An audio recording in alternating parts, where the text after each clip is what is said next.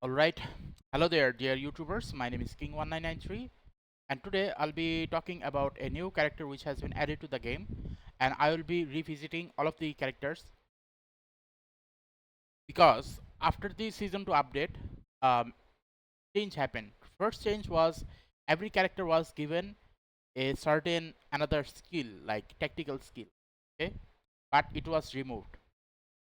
Yes, it is the truth, it was removed. I do not know why they were removed, but it was removed. Another thing is a few of the character, their ability has changed a bit. Okay, so we'll also be talking about that. Why did it change? And if the change was there, how can we perform it? Okay, so let's start. So the character which I'll be talking about is called Yugiri, and I'll be putting her in somewhere between this range and not here because this is my favorite character in terms of using him. So I'll be putting any of the other characters basically at this range from S to D. Okay, so first of all, I'll have a certain limit on how to actually do that. First thing I'll be doing is to give you guys an idea of how to use her gun. So when it comes to her gun, you should definitely go for magazine capacity, reload rate useless, 1 second delay only, like lowers the reloading time by 1 second, not good. Rate control very good, recoil handling very good, and stringified damage. So this is the two that makes the gun different, similar to this character called Meredith, same ability. So what does it do? It basically lowers the amount of recoil by a lot. So Meredith has it, now this character has it also. So if I were to show you about how much accurate it is, you can definitely see that the bullets were almost inside, and the total amount of damage you are going to be getting is going to be 840. So I do not know why. Few moments ago I started it, it was 805, but now it is 840.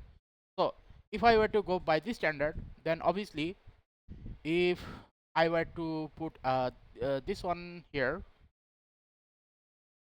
okay, this one here, then okay, maybe here, okay, like this is basically where I would put a very good character because this character's ability and well as the gun accuracy is very good, and this one has very good ability but her gun is very bad, and this one is very bad in general. So from this point of perspective, if I were to say, okay, where does she fall into, because her overall attack is very higher, okay, I'll have to put this character here. Okay, I'll have to put this character here. Now the question is okay, but what is the other reason why I would put this character on the top? The other reason I would put this character on the top is because you can easily use her ability in a very long distance. As you can see here, it goes up to that tower over there. Okay, so when you actually use our active skill, make sure that you do not actually use the actual crosshair. What you should be using is the where it will eventually land. Okay, now what can you do? You will have to activate it, and when you activate it, it will automatically take armor away from the enemy. Okay, so you definitely saw how much accurate it was and how much damage it was doing. Now that is one of the active skill. Okay, now what about the ultimate? So when it comes to the ultimate of this character, she basically produces a cube, and any enemies that enters this cube will automatically their what should I call it, armor will start to lower, their armor will start to degenerate. Okay, so this is basically how it goes. It is basically like an armor corrosion, and if you were to use this active skill as well, it will do the same thing, armor corrosion. Okay, but here's the thing, this armor corrosion of the active skill has limited time range. Okay, as you can see here, this is the limited time range. Once it is gone, it will be deactivated automatically. Now you can use this snail up to 3 times. If you were to go to this place here, it specifically says that you can up to uses 3 devices. Okay, so one is there, one other is there, and another is gonna be somewhere around there. Okay, the range is almost unlimited, so you can use it almost in any places. But make sure that even if you were to use this character's ability, do not use it rashly, because it takes energy and you must need to regain those energy again. Okay, so be careful of that part. Now what about her passive? Her passive basically is when she hits the enemy's HP, a certain mist happens for a short period of time. Okay, now after all of this is explained, the things that I will be telling you is, okay, how can we take better actions with this? So you definitely saw the mist appear, right? Now how can you extend it? You can extend it using this. Not this, this. Okay, so once you activate it in the escort mission or maybe in the demolition mission, you definitely need energy point, not this. But let's say I have activated this. Okay, so I have activated this. So what will happen? The mist will stay there for a longer period of time. See, it is now staying for longer period of time, about 5 seconds, where it was before 1 second or maybe 2 seconds. Okay, so definitely increase. Now another thing will be this one is, what does this do? Upon activation, it creates the sphere and it basically grows in size. Okay, so basically speaking, if I were to activate it, you'll see that it is now growing in size. Okay, so basically every enemies within this area are gonna take armor damage. Now what about this last one? This place will become a mist where I will not be able to see and neither the enemy will be able to see me.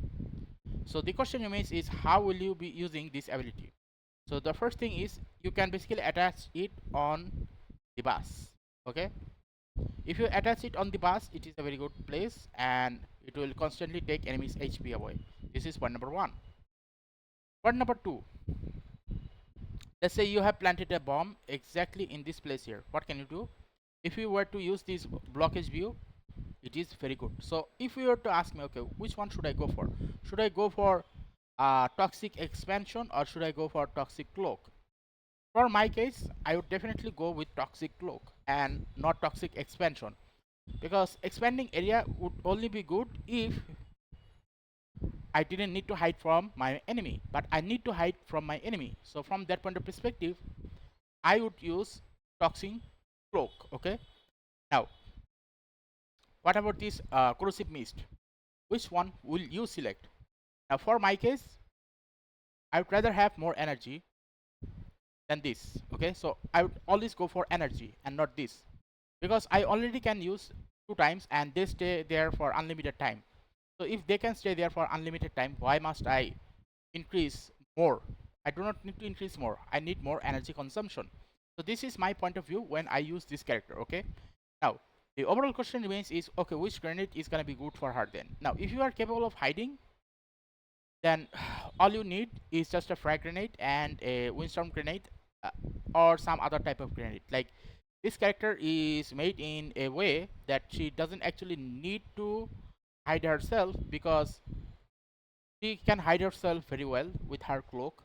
But also at the same time, when you use such ability, you must also need to take into account that you are cloaking yourself, but you are also cloaking the enemy, and you will not be able to see them, neither they will be able to see you. So you will have to be careful on that part. But in terms of her ability to use her skill, I would say that she can use her skill and her weapon extremely well. Okay, so from this point of perspective, because this character is capable of doing that, the overall question remains is, how is she in the battle? In the battle, her weapon is far more deadlier than her active skill.